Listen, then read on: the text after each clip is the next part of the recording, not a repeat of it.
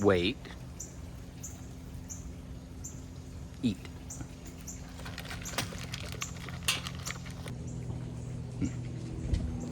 Hey y'all, welcome back to Homestead in the City. I'm Zach, and today we are going on another tour of our garden. So starting off up around our patio, we have our earth boxes are empty right now. I'm kind of rearranging things. We just got this new sectional.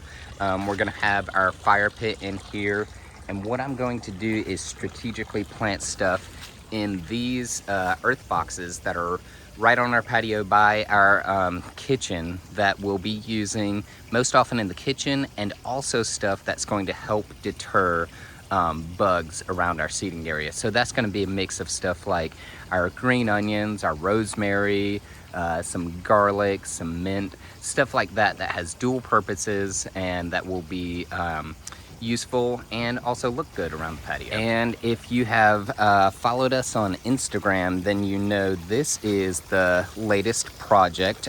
This is another one of Percy's digging areas that we're turning into a pond. And so when we moved in, this brick raised bed right by the patio was just overgrown with cherry laurels. So we chopped down a lot of that, cleared it out, and then Percy just loved digging in it. So we let him dig down a lot, and then I used a shovel and kind of helped even things out.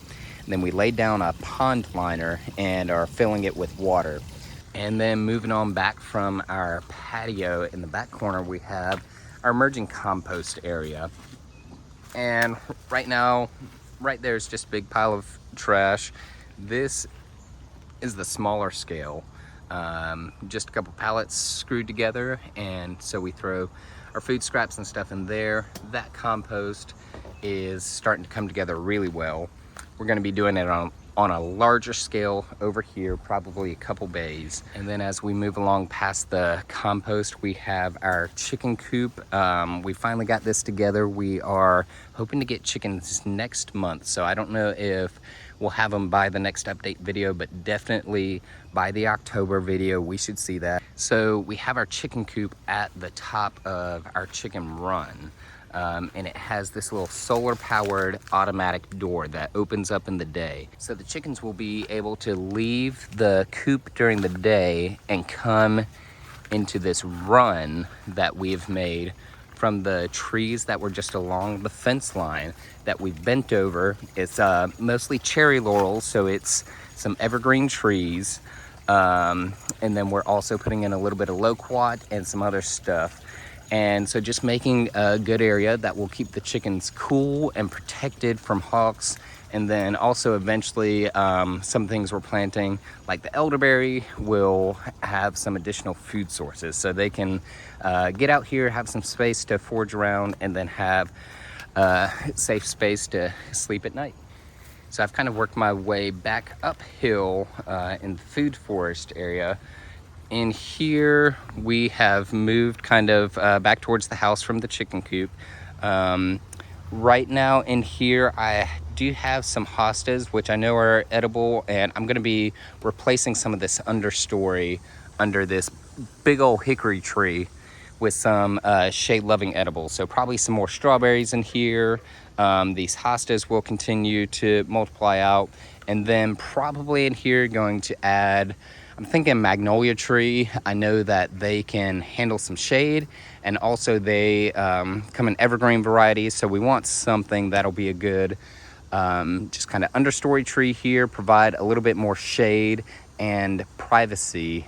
And then right here we have, of course, another one of Percy's ponds. And so like we said, he loves to dig, like he's doing right now, and so we just let him dig around a lot.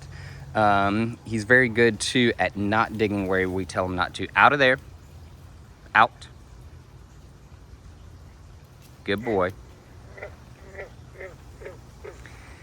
And as you can hear, the frogs love Percy's pond, and we love them. The frogs and the fish that we put in the ponds help control the mosquitoes, so we don't have to worry about that.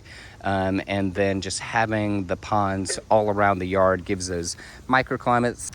So this is the area right between our patio and the orchard. It's now Percy's digging area. We love to let them dig down. It's easy to just fill in again or rake in the wood chips. He helps mix up the wood chips and sand that's right there. As it starts composting, he helps start moving the chips downhill, and then we just kind of refill the system from the top and let the nutrients and material flow downhill as it ages. Another thing that's happening is as he digs down, it kind of creates a swale because we have a bit of a dip in the landscape. So in addition with just having all the wood chips and organic material, having that little bit of a dip means that we can slow water even more when we have storms. And so the water comes through here downhill through the orchard. And the way that we've kind of designed things helps slow that water down as much as possible so it can infiltrate down into the soil and be available for all of these plants for as long as possible. So that brings us to our orchard. Right now, it's not too much to look at. I'm going through the center aisle, and you can see we have 7 rows, and they started in different ways. Some of them we covered with cardboard and then compost and then some additional mulch and planted in. Others we just put wood chips pretty thick down on top of the grass that was here. There's not a ton of difference between the rows, but you can tell this row right here is the one where we have done the most intense work, and it is doing the best. But overall, it's not too much of a difference between all of the rows. So I'd say, like, if you're just starting out, you can get away with just putting down a thick pile of wood chips, but it's not necessarily going to get you the best results. So this row is an example where we just put down wood chips. We still have a lot of grasses popping up through here, but it's easy to come in and just kind of thin that out and use that as mulch.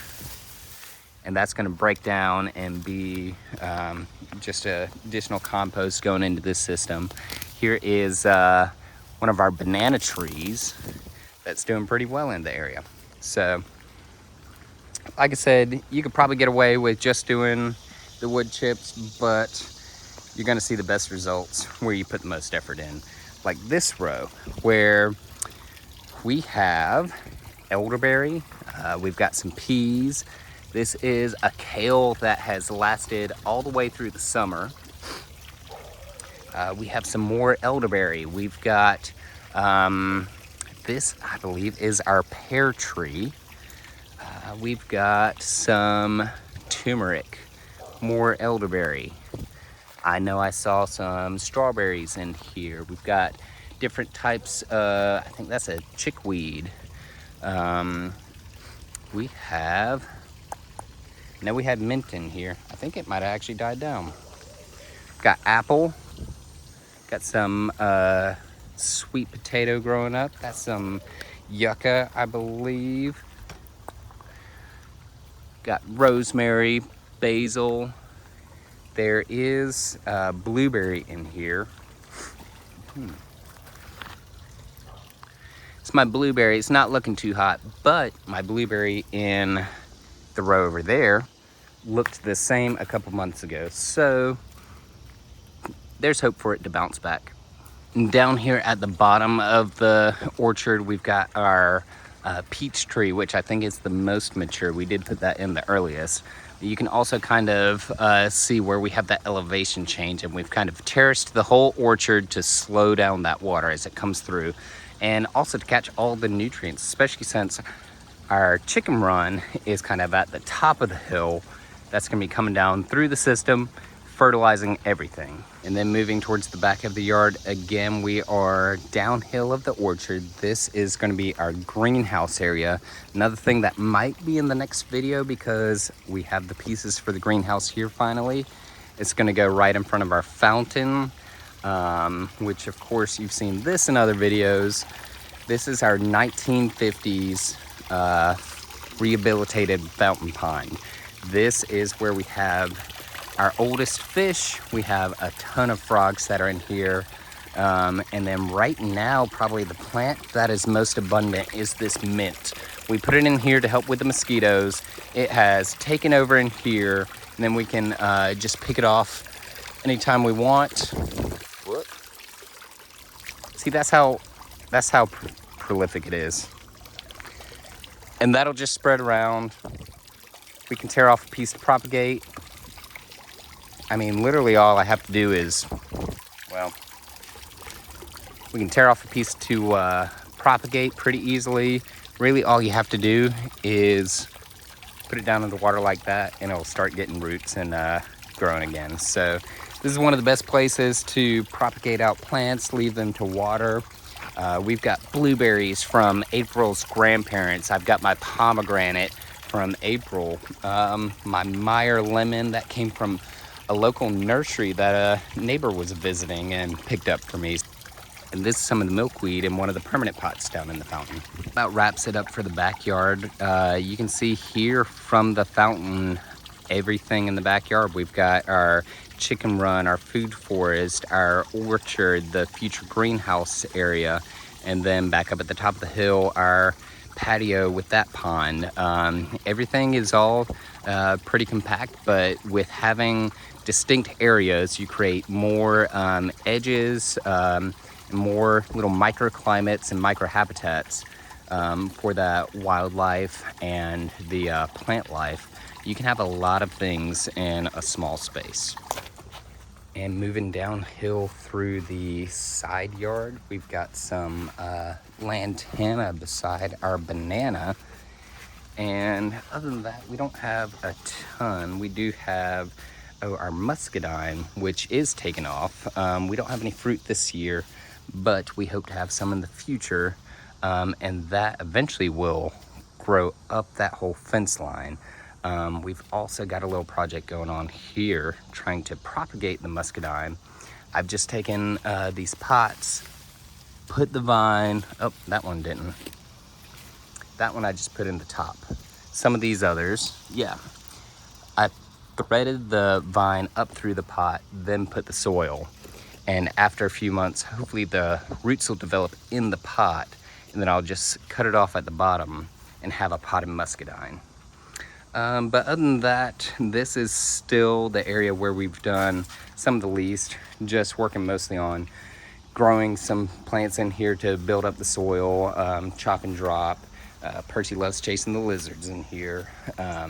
We do have an elderberry, but this is where we're still kind of figuring out what it's going to be. I thought about doing an espalier orchard, thought about doing a medicinal tea garden. I don't know. What do y'all think I should do in here? Let us know in the comments.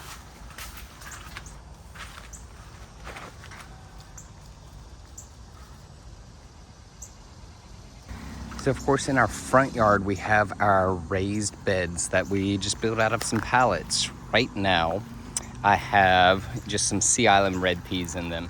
They are mostly in there for building biomass, building that soil. That's been kind of the theme of the year.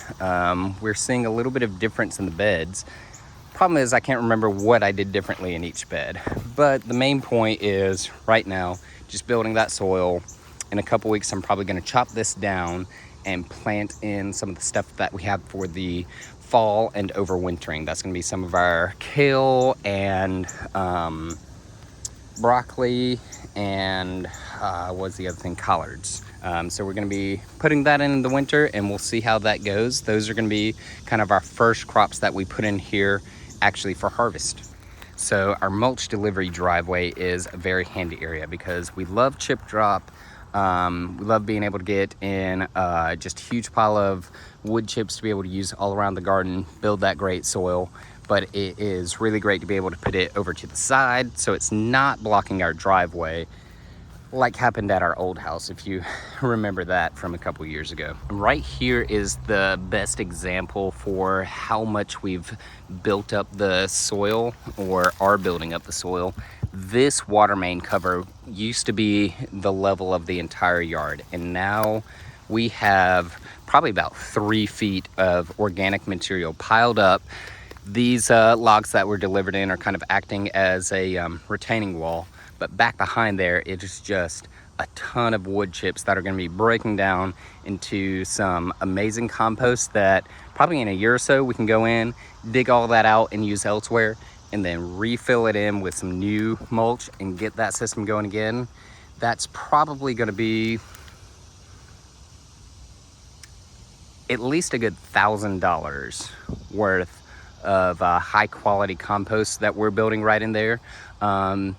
It's taken a while, but if you have the time and patience and the space, you can save a lot of money and get some really high quality compost. If you live near us, stop by on a Thursday for garden chats. And then of course by the driveway, we have our water catchment garden beds. These are the beds that we intentionally dug down from the driveway level so that water during big storms could drain down into this first, infiltrate into the yard so that it doesn't create additional flood water going down the street. Right now we had some corn in it that's all been harvested down, so we're really just down to these squashes. And so once we harvest these out, I may actually till this because we do want to keep this kind of level and below the grade of the driveway. So still haven't decided 100% on that, but we will keep doing different annual crops in these beds. So whenever the squash comes out, we will probably put in some winter rye. And of course we have our emerging berry hedge along the other edge of the driveway. It's not much to look at right now. It's just some wattle fencing and a mulch garden bed area, but we do have some different raspberries, blackberries, we have goji berry, and we will be adding in some more blueberry in here. So eventually this is going to be all the berries, even a mulberry tree probably coming up in here, giving some more shade. Right now it doesn't look like much, but that's just part of the gardening journey. Sometimes you got to have some vision and imagination and some patience, but that's all we got for today. See y'all next time.